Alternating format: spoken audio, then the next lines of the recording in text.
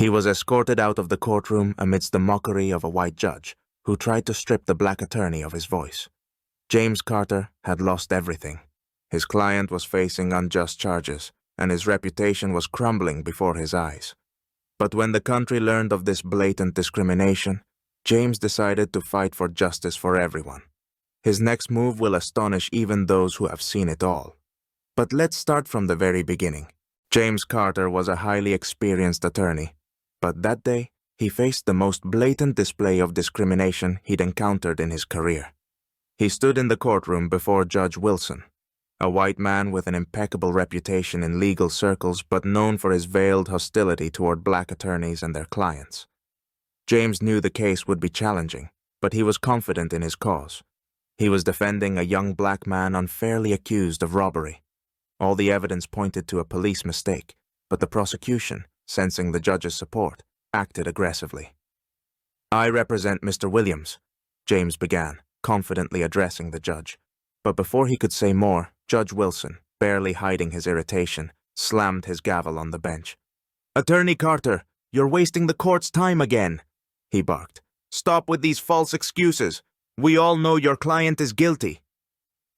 The courtroom fell silent. The audience was frozen in shock, watching as the judge publicly humiliated one of the best attorneys. James felt his heartbeat slow, as if he were trapped in a slow-motion scene. This was not only a violation of human rights, but a clear signal that justice would not be served in this court. He gathered his thoughts and tried to speak as calmly as possible, though inside he was boiling with anger.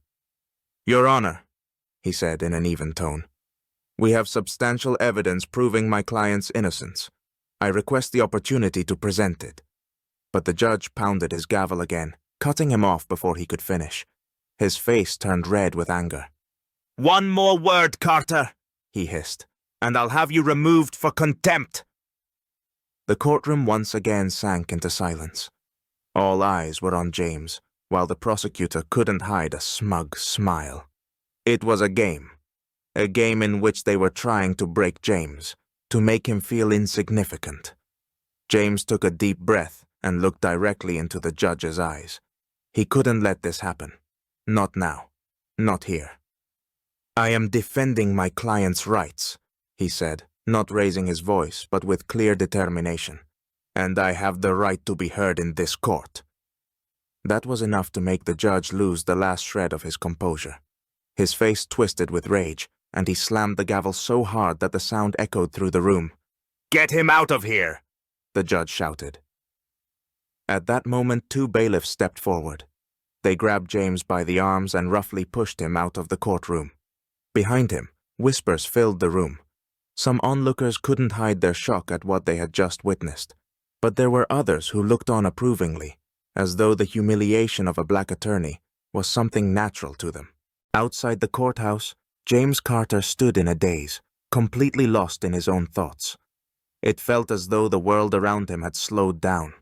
A cold wind swept through the streets, but James barely noticed it, standing motionless with his shoulders slumped. The faces of the people passing by blurred before his eyes. Everything seemed insignificant and hollow. Judge Wilson's words echoed in his mind. "Stop with these false excuses. We all know your client is guilty." Those words tore him apart inside. Judge Wilson hadn't even bothered to listen, hadn't given him a chance to present the evidence. The judge had already decided the outcome, based solely on the color of James and his client's skin. Everything James had worked for over the years, the countless hours of studying, the sleepless nights in law libraries, the victories in the courtroom, defending those abandoned by society, suddenly seemed meaningless. Not just for him personally, but for everyone who relied on him. This humiliation went deeper than just a denial of justice. It was a message to all black attorneys and their clients. You will not win here. The system will break you. James clenched his fists, his hands trembling with tension. He closed his eyes, trying to gather his thoughts. Inside, emotions raged. Fury at the judge and the entire unjust system. Despair at the thought that his client, an innocent young man, could be sent to prison simply because the system was biased against him. Anger at himself for not being able to do more, for not protecting better. "Never give up, James," he whispered to himself, recalling the words his father had once told him. His father always said the world was unfair, but giving up was defeat. "This isn't the end," James repeated, struggling to find the strength to stay on his feet. But where to go from here? Every possible path seemed blocked. He knew Judge Wilson had already sealed the case. "I can't let them convict him," James kept repeating in his mind. Yet the feeling of powerlessness grew inside him.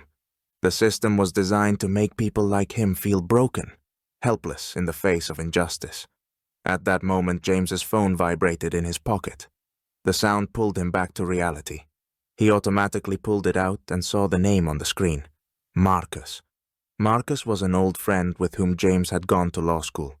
Now, Marcus was an influential judge, known for his courage in standing up to the system, and someone who had always supported James in his fight for justice. "I heard what happened." Marcus's deep voice sounded through the phone. "You know you can't give up." Marcus's voice was, as always, calm but full of inner strength. He was the kind of person who always saw life differently than most. He knew how cruel the system could be to people, especially black people, and he had always stood by James. There was a resolve in his voice that became a ray of light for James, just as he felt the world sinking into darkness. "I'm on your team, James. We won't let them win." Those words were like a spark that reignited the fire inside James. A fire that had begun to fade under the weight of the system now flared back to life. James felt his hands stop trembling, his heart beating faster with renewed determination. Suddenly, he realized this wasn't the end. It was the beginning. He knew he had to keep fighting. He looked at the courthouse building and understood that this place hadn't beaten him. Yes, he had been thrown out today, but he would return. And he would return stronger. There was a battle ahead, but he knew he wasn't alone.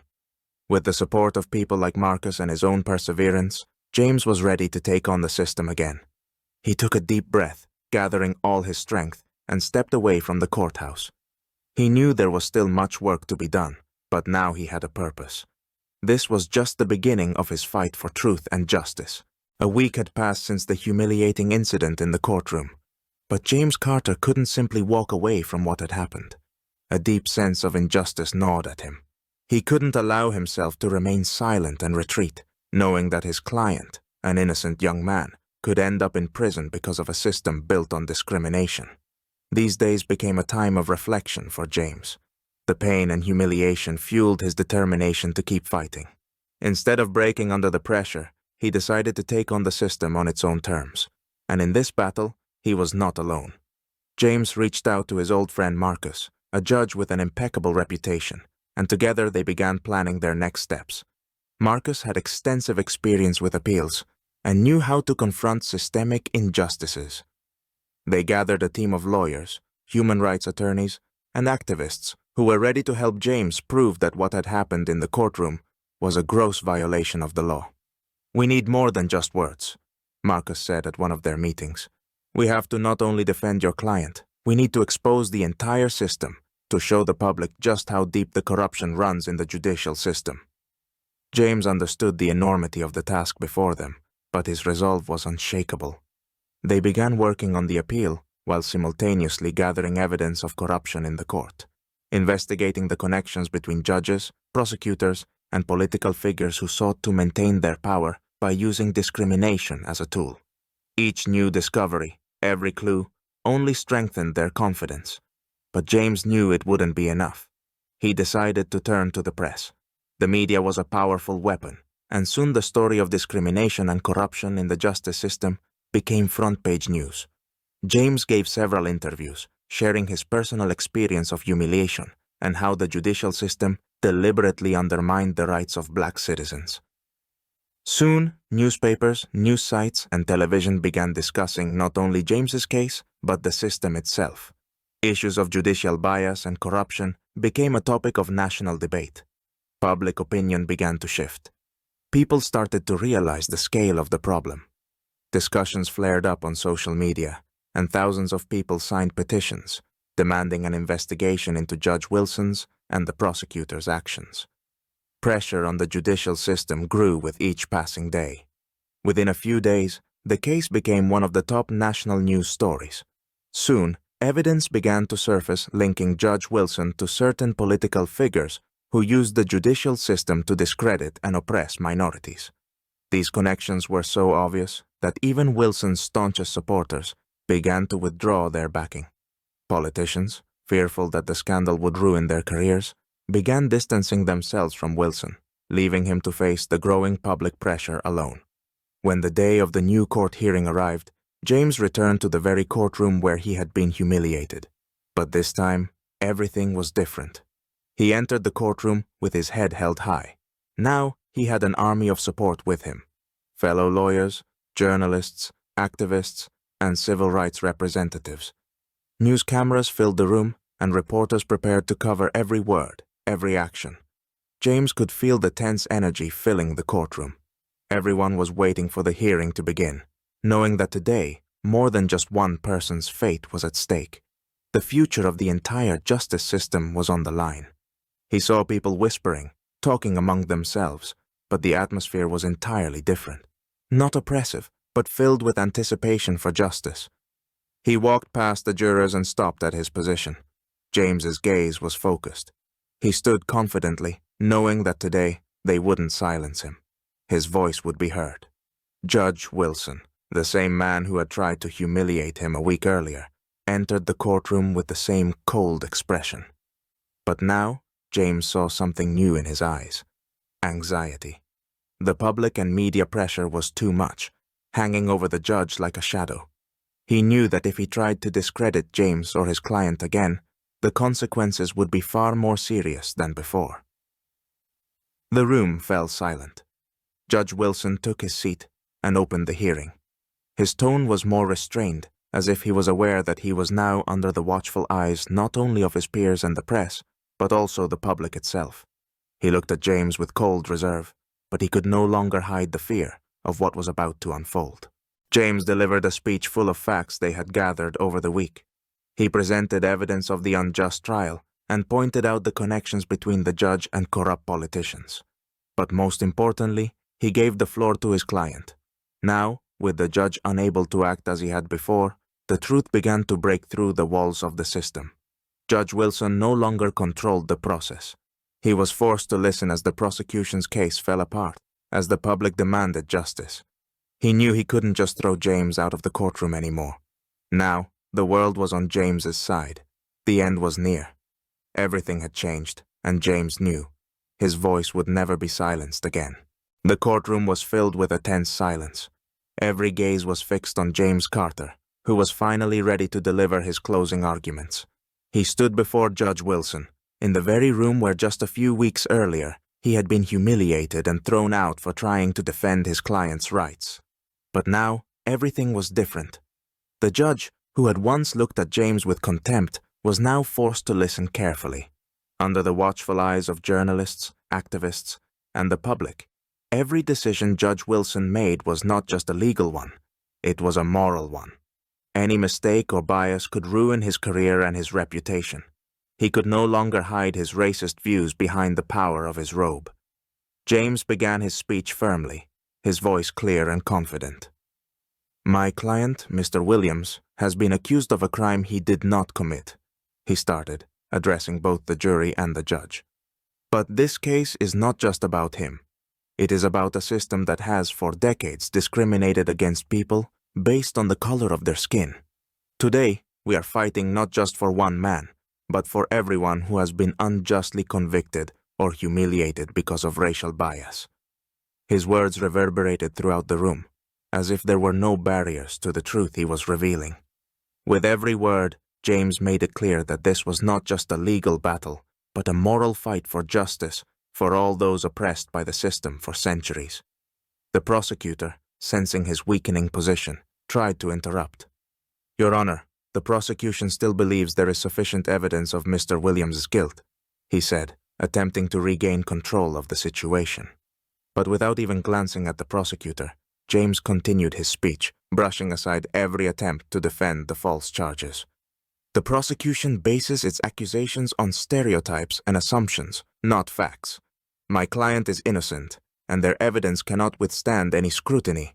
This isn't justice. This is prejudice, wrapped in the guise of legality. His voice grew stronger with each sentence, every argument hitting like a hammer, breaking down the walls of a system that had seemed unshakable for years.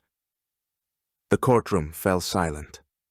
Judge Wilson understood that any decision he made now would be scrutinized under the microscope of public opinion. Any display of bias could cost him not just his career, but his entire legacy. The judge coughed slightly, clearly nervous under the pressure. There was confusion in his expression. He was no longer the powerful arbiter of fate he had once felt himself to be. Now, he was just a man, faced with the task of delivering a fair verdict under the intense scrutiny of the public. Minutes passed, though they felt like an eternity, before the judge announced his decision. All charges against Mr. Williams are dismissed. The judge's words echoed through the courtroom. He could no longer allow himself to be an instrument of injustice. The crowd in the room was stunned, but soon the silence gave way to quiet applause, which gradually turned into a thunderous ovation. People realized they were witnessing a historic moment. James Carter had not only freed his client, but had also given hope to those who had lived in the shadow of injustice for so long. Mr. Williams, the young man James had been defending, was in shock. He stood up slowly, his hands trembling. He was free. Tears welled up in his eyes, and he embraced James, struggling to find the words to express his gratitude. "Thank you. Thank you so much." His voice cracked with emotion. But for James, this was more than just another court victory. It was a personal triumph. He looked at his client, at the people in the courtroom, and realized that this battle wasn't just for him. It was for every black person who had ever faced injustice. As the hearing ended, James stepped out of the courthouse to the flashes of cameras and the sound of congratulations. Reporters swarmed him, microphones reaching toward him, but he knew the real work had only just begun. This was just the beginning of a long journey to change the system. Shortly after this victory, James was offered the position of a federal judge. It was a recognition not only of his professional skill, but also of his integrity. A man who had managed to challenge the system and prove that justice should be available to all, regardless of race. The very courtroom where he had been humiliated had now become the place of his triumph. He was no longer the attorney who could be silenced or humiliated. Now, he was the one delivering justice.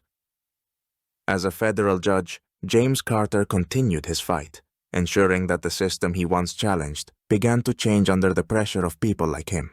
His rulings became examples for others, and his name a symbol of strength, resilience, and victory over discrimination.